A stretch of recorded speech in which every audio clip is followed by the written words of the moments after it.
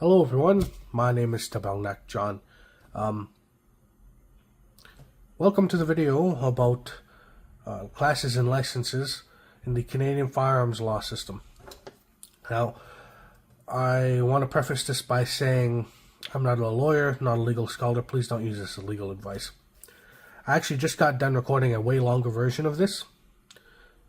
And what I've decided to do is I'm going to make a very small, short, simplified version and upload this and upload the other longer 40-minute version as a link in the description, but it's going to be unlisted.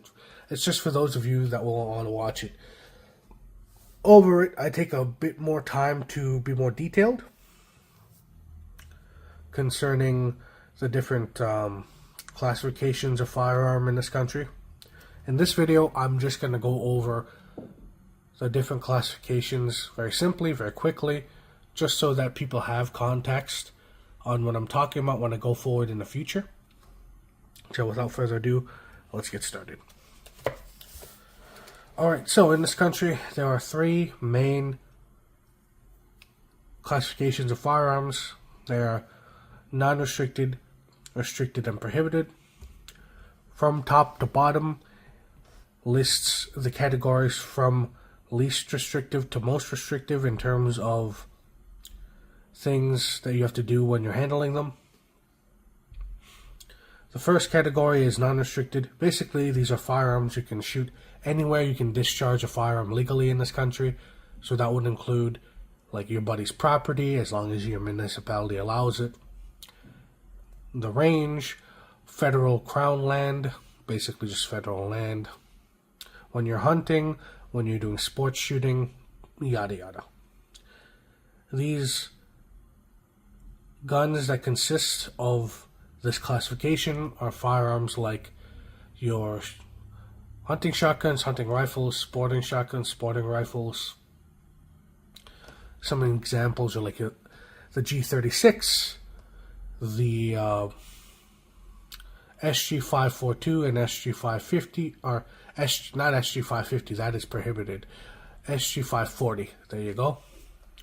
Your Mosin Nagants, your Browning Auto 5s, your Mossberg 590s, they all fit into the non-restricted category. The restricted category consists mostly of handguns. However, there are rifles that do fall under restricteds. In this category, you require an ATT to be able to take them places. That stands for authorization to transport.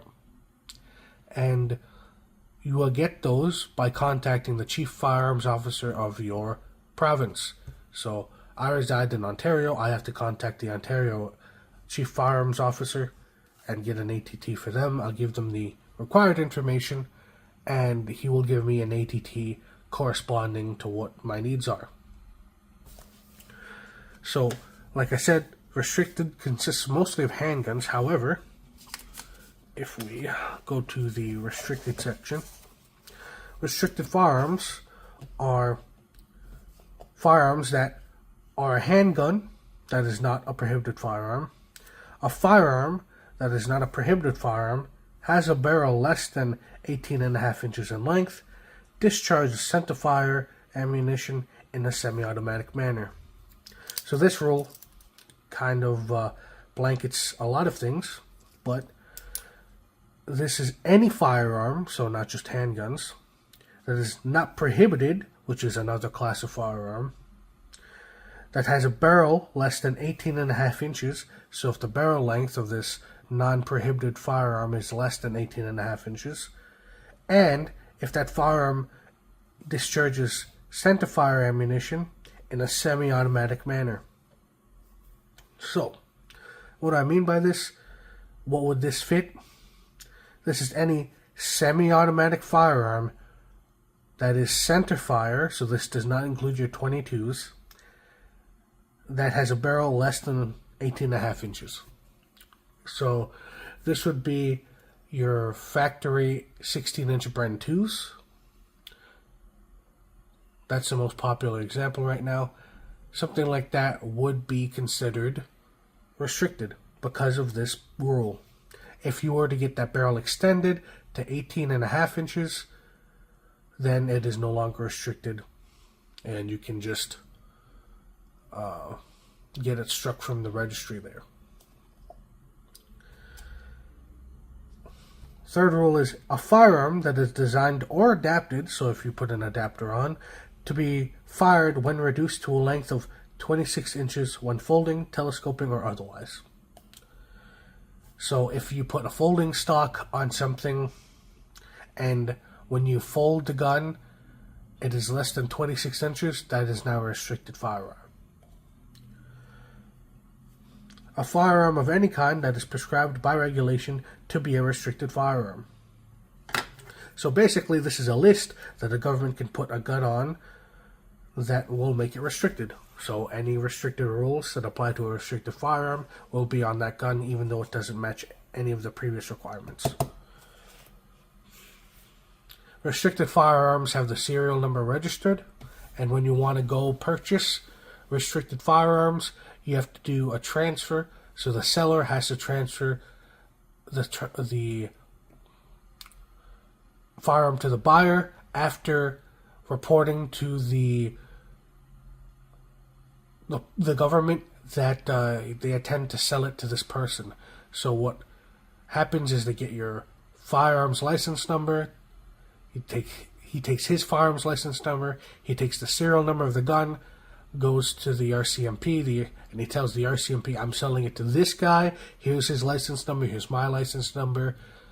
And the RCMP will record that, and they'll then know that you, as the buyer, are now in possession of that firearm. Like I said, this applies to mostly handguns, but there are some rifles that are restricted, like the Bren 2 or the VZ61 Scorpion. And that is either the 22 version or the 380 version. The 22 version is covered by this rule, the 380 version obviously is covered by this rule. Alright, so going back to the classifications. Oopsies. So the final class is prohibited. What we're going to do is we're going to flip back to here and flip this page, and we'll see our prohibited qualifications. Now, prohibited licenses you cannot get anymore, but I'll cover that in when I'm done talking about the classifications. However, as a private citizen, most people cannot get prohibited licenses, cannot access the prohibited class of firearms. Again, I'll talk to you about that after, but for now, let's just go over the things that make a firearm prohibited. If it is a handgun with a barrel length of less than 4 1/8 inches, if it is a handgun designed or adapted to discharge 25 or 32 caliber cartridges, this means 32 or 25 ACP, by the way. If it is a sawed-off shotgun rifle with an overall length of less than 26 inches.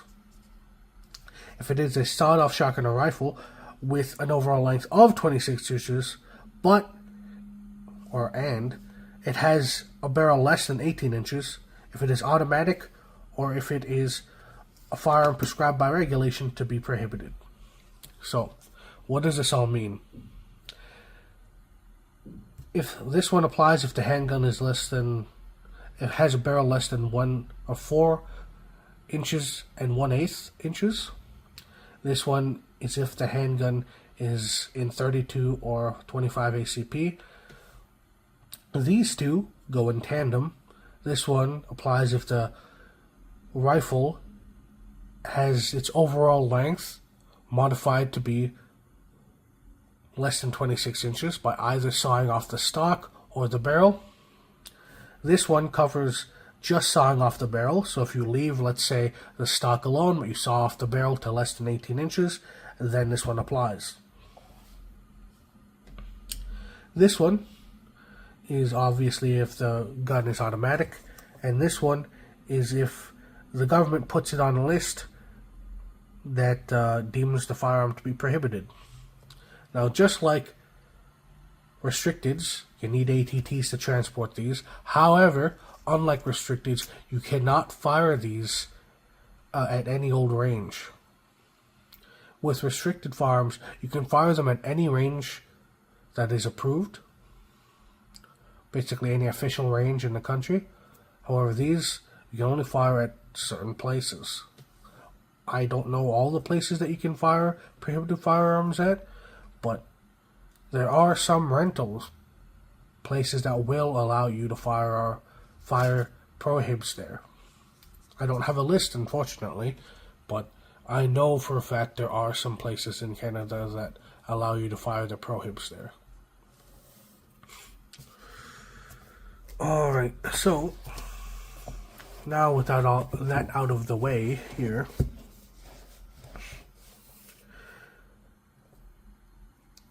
each classification of firearm requires a class to be added to your PAL. A PAL is a possession and acquisition license. That is your basic firearms license. So, when you do just your PAL, you get access to restricted firearms. If you do what's called an RPAL, which is a restricted PAL, usually you get both your non-restricted and restricted. You can do your restricted first, wait whatever amount of time you want, and then do your RPAL. What you can't do is you can't get your RPAL first and then get your restricteds. You need your restricted first, or your non-restricted first, to get your restricted. Clear as mud. We're moving on. Obviously, to get your prohibited, you need your non-restricted and your restricted. Now, I'm not going to cover how you get your prohibited, because I don't know how. Most private citizens cannot get prohibited licensing. Why? I don't know. Ask the government, right?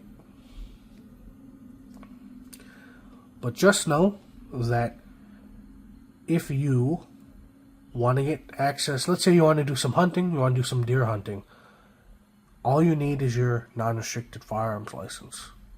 If you want to do handgun collecting, if you want access to handguns, you got to do your restricted course. Now, these two courses will both take at least a day. There are some instructors that'll do a deal for you. You pay a lower amount to do both classes, but honestly, that is subject to availability in your local area. So I'm not going to talk to you about doing that. So, to wrap things off here, your PAL automatically comes with a non-restricted classification on it. To get access to restricted firearms, you need to do another course to get your RPAL. You can't get prohibited most of the time. The only way to have a prohibited license is usually if you got your stuff grandfathered in from when the laws were enacted. The way I like to remember all this is non-restricted, you can take out into the woods and shoot with your buddy. You can go hunting with them. You can go target shooting, skeet shooting with these guns. You can go LARPing with your guns, dress up in your camouflage and your kit, walk around in the woods if you like. Non-restricteds, you can only go to a range to and from, and if you want to go anywhere else with those non-restricteds, you have to talk to the Chief Firearms Officer of your province. Prohibiteds, I don't even think about, because basically you can't get them anymore. So functionally, that's how I think of the different classes of firearms in Canada. So, if you have any questions, if I missed anything, you have any remarks, feel free to leave them down below. If I got something wrong, I just ask that you calmly correct me. I am not infallible. It's just mean messages hurt my feelings, man. Come on. I'm just kidding, but keep it civil in the comments. Hopefully you learned something. If not, hopefully you had fun at the very least. So, have a nice day. Bye.